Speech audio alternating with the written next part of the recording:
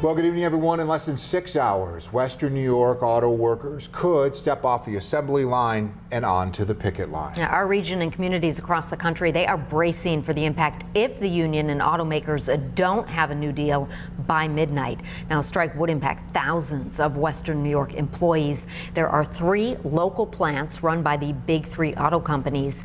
GM has 2 in Lockport in the town of Tonawanda.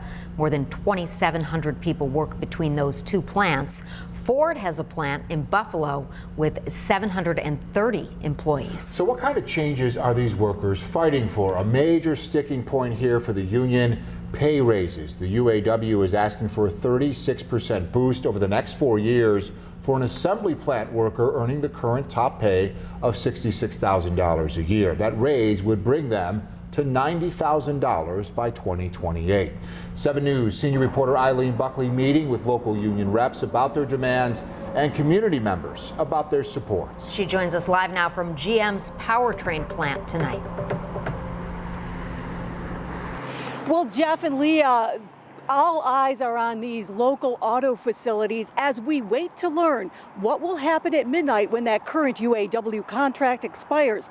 Now, the union is holding very strong against the big 3 automakers, but beyond these plant walls, community members are also waiting and wondering what's next. We've been very connected to GM over the years, over the decades. So we'll be ready for them to, support them for whatever we can do. Mitchell's Tavern on Sheridan Drive in the town of Tonawanda is just blocks away from the General Motors Tonawanda powertrain plant. Owner Nick Christou tells me auto workers are regular customers. He says as a business owner, he understands both sides in this contract fight. I think everyone wants their share of money. It shouldn't be equal by any stretch, but it's all connected. And in the end, we all want to have a living. But make no mistake about it, our membership is fired up and our membership is ready to go. For weeks, local UAW members have been holding practice pickets to prepare for a potential strike. UAW Region 9 Assistant Director Ray Jensen tells me if they go on strike, it won't be at every facility. Instead, it's being called a strategic strike. The local leaders are standing by and they're waiting for the call. And if they get that call, they're going to have the membership ready. At the heart of this labor contract is pay. The union is demanding a 40% wage increase over the next 4 years from the big 3 automakers, Ford, Stellantis, and GM. The big 3 have made $21 billion in profits in the first 6 months of this year alone. And they've made $250 billion. Let me say it again, $250 billion in profit in the last 10 years. It's crazy. It's a lot of money.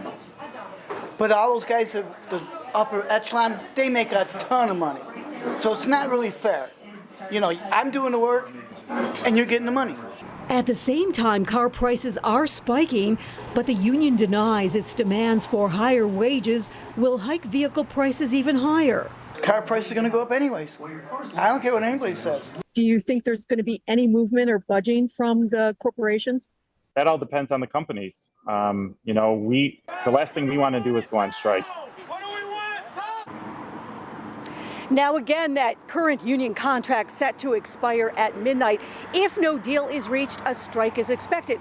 But at 10 o'clock tonight, the UAW will be holding a Facebook Live event. And I've been told that is when they are expected to announce which plants will be going on strike.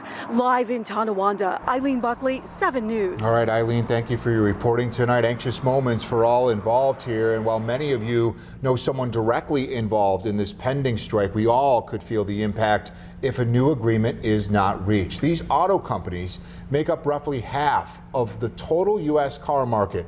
Reports estimate that at the end of August, the automakers held about 70 days of inventory. And now experts predict a 3-week strike would clear out that inventory, resulting in higher prices and pushing buyers toward foreign brands. The UAW president defending these possible consequences to Scripps News. The companies want to say that, if we strike, it can wreck the economy. It's not that we're going to wreck the economy. we're going to wreck their economy, the economy that only works for the billionaire class. It doesn't work for the working class. Nobody wants to strike because it's inconvenient for the workers, the communities that they work in, and it has repercussions, and it's not good for the consumers because ultimately somebody's going to have to pay for this strike. Once again, the deadline to reach a new agreement is 11:59 tonight. If the union does go on strike, this would be the first time the UAW has walked out at all three companies at the same time.